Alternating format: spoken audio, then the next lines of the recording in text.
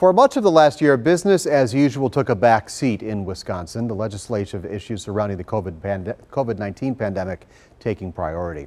But for families who've lost loved ones to drunk driving crashes, they are now ready for elected officials to take over the driver's seat for harsher OWI laws. The I-Team's Sean Gallagher explains what families who have lost loved ones to drunk driving are calling for. It was meant to stop drunk driving before it starts. Ignition Interlock Devices won't let you start your vehicle if you're over the limit. But drunk drivers continue to find ways to skirt the system. It was a shock. It was a huge shock that they were dead. It's been 3.5 years, but the memory for Laura Rossel Hibbler and her siblings is still painfully clear.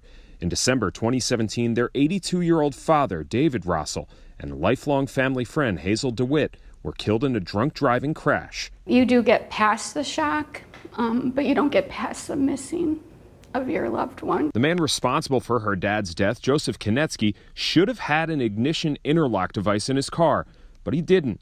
It was his third OWI in less than a month. We were blind-eyed to it. I think everybody's blind-eyed to it until they experience it and experience what you have to go through and the pain and the sadness that you deal with and the anger. You get very angry. Konetsky was sentenced to 20 years in prison for their deaths.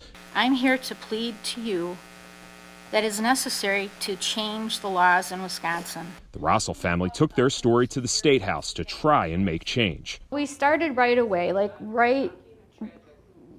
within a month after our dad's death, and we would go to Madison and we would talk to legislators, and they would kind of with anything when it comes to politics, it felt like, they were listening, and but you would see the gears getting stuck, because if maybe a Republican proposed it, the Democrats might not be as in favor of it, or vice versa. If the political process wasn't frustrating enough, March of 2020 brought everything to a screeching halt. And then we got into COVID, and that kind of put everything slowed up, so it didn't make it to the full Senate. Senator Van Wanggaard is one of several authors of Senate Bill 384. It would increase the fine and allow for possible prison time for IID offenders.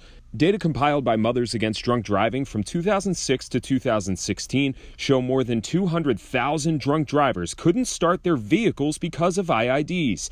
But offenders aren't always installing devices as required, and it's hard to tell just how many people are breaking the law. The I-Team found in Wisconsin, IID compliance is over 100% in the last 3 years. That's because installations don't necessarily happen in the same year they're ordered.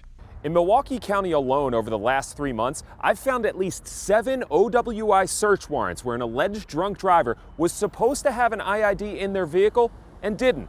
It's why Senator Van Wanggaard wants to tie that IID requirement to a person's license rather than any vehicles they own. By doing that, they found that they had better compliance because now it's the person's license, it's not the car. Is there something that the state legislature could do to maybe not make you feel as emotional, to feel like your dad's death wasn't in vain? Not really, because he's gone.